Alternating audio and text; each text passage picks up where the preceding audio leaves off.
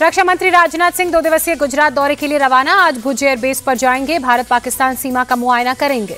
भुज दौरे से पहले राजनाथ सिंह ने पाकिस्तान को बताया एक गैर जिम्मेदार और असभ्य मुल्क। कहा पाकिस्तान के हाथ में परमाणु हथियार सुरक्षित नहीं है। राजनाथ सिंह ने इंटरनेशनल एटॉमिक एनर्जी एजेंसी से भी अपील की पाकिस्तान के एटमी हथियारों को अपनी निगरानी में ले।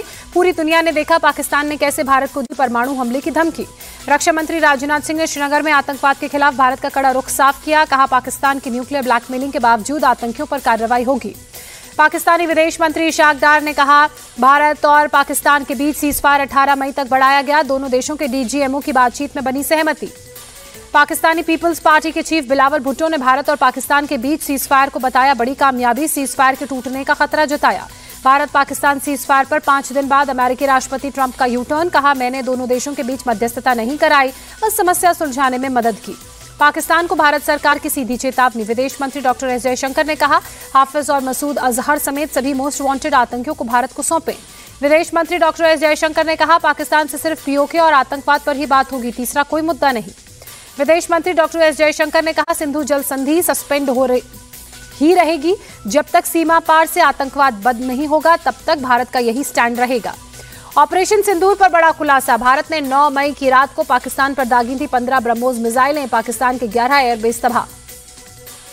भारत ने पाकिस्तानी वायुसेना के ठिकानों को टोह लेने के लिए भेजे थे पायलटलेस डमी विमान। पाकिस्तानी रडार पर लड़ाकू विमानों की तरह नजर आए। भारतीय वायुसेना ने डमी एयरक्राफ्ट से पाकिस्तानी एयर डिफेंस सिस्टम को एंगेज किया। ब्रह्मोस सुपरसोनिक मिसाइल से एयरबेस को तबाह किया। जम्मू कश्मीर के त्राल में ऑपरेशन नादेर के तहत 3 आतंकियों को मार गिराया गया। आतंकियों की जो पहचान है वो भी कर ली गई। आसिफ अहमद शेख, आमिर नजीर वानी और यावर अहमद भट्ट। आतंकवादियों के पास से 3 AK सीरीज की राइफल, 12 मैगजीन, 3 ग्रेनेड और कई हथियार बरामद। पिछले 48 घंटे में 6 आतंकी ढेर हुए।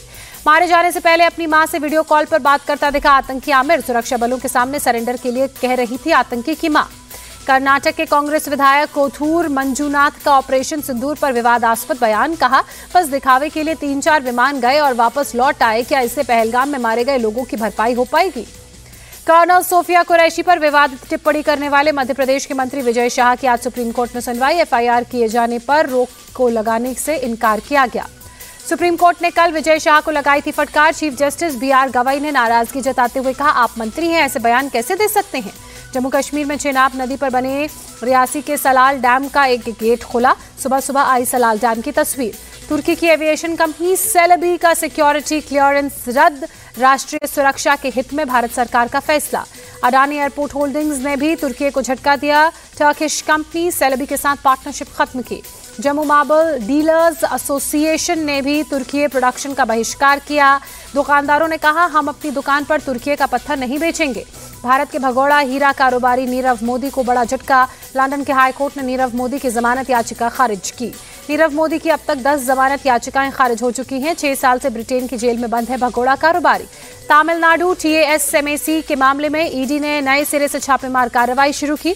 मनी लॉन्ड्रिंग मामले में छापेमारी की। बिहार के मुजफ्फरपुर में अपराधियों ने एक बाइक सवार शख्स को गोली मारी। बाइक को सामने से घेरकर सीने पर गोली मारी। शिमला में पति ने पत्नी की हत्या कर शव को आंगन में गड्ढा खोदकर जलाने की कोशिश की। पुलिस ने आरोपी पति को गिरफ्तार किया। यूपी के मुरादाबाद में 8 मई को हुई वृद्ध महिला की हत्या का आरोपी नौकर गिरफ्तार। हत्या के बाद घर से ज्वेलरी लेकर फरार हुआ था। झारखंड के दुमका में महिला की हत्या मामले में पुलिस ने 3 आरोपियों को गिरफ्तार किया। पानी के विवाद में महिला की तलवार से काटकर हत्या कर दी। बिहार के मधुबनी के जयनगर बाजार में बर्तन दुकान में लूट फायरिंग कर शेफ से पैसे निकाले। CCTV में कैद हुई पूरी वारदात। उदयपुर की सब्जी मंडी में 2 पक्षों में मारपीट के बाद आगजनी। एक शख्स घायल, अस्पताल में कराया गया भर्ती। यूपी के संभल में 2 पक्षों में आपसी विवाद में मारपीट। एक पक्ष ने फायरिंग की, झड़प में 5 लोग घायल। दिल्ली के मुंडका में केमिकल फैक्ट्री में भीषण आग। केमिकल के एक टैंकर में ब्लास्ट हुआ। जम्मू कश्मीर के नौशेरा में जंगल में आग लगी। फायर ब्रिगेड की टीम ने आग बुझाने की कोशिशें जारी रखी। दिल्ली के शाहदरा में 4 मंजिला इमारत झुकी। पुलिस ने घर को खाली कराया। बिल्डिंग पर चिपकाया नोटिस। घर को गिरने से बचाने की हो रही तैयारी। पंजाब के गुरदासपुर में ड्रग्स के खिलाफ प्रशासन की कार्रवाई। ड्रग तस्करों के घरों पर बुलडोजर। पश्चिम बंगाल के चोपड़ा में तेज आंधी तूफान, लोगों के घरों को नुकसान। आंधी से कई पेड़ गिरे। दिल्ली में हवा की गुणवत्ता खराब श्रेणी में। इंडिया गेट के पास आज सुबह AQI 249 दर्ज। प्रवासी पक्षियों ने तमिलनाडु के थूथुकुडी की खूबसूरती बढ़ाई। पेरुंगुलम वेटलैंड में कॉमन कॉट सहित कई पक्षियों का झुंड पहुंचा। रूस के विदेश मंत्री सर्गेई लावरोव का पश्चिमी देशों पर बड़ा आरोप। चीन विरोधी नीति की वजह से भारत और चीन को एक दूसरे के खिलाफ खड़ा कर रहे हैं। तुर्की की राजधानी अंकारा पहुंचे यूक्रेनी राष्ट्रपति जेलेंस्की, कहा मैं यहां हूं, यही पुतिन के लिए साफ संदेश है। पुतिन ने जेलेंस्की के साथ तुर्की में आमने सामने की वार्ता ठुकराई। निचले स्तर पर यूक्रेन रूस वार्ता अभी जारी। राष्ट्रपति ट्रंप सऊदी अरब और कतर के बाद यूएई पहुंचे। अबू धाबी में क्राउन प्रिंस शेख खालिद बिन मोहम्मद के साथ शेख जायद मस्जिद का दौरा किया।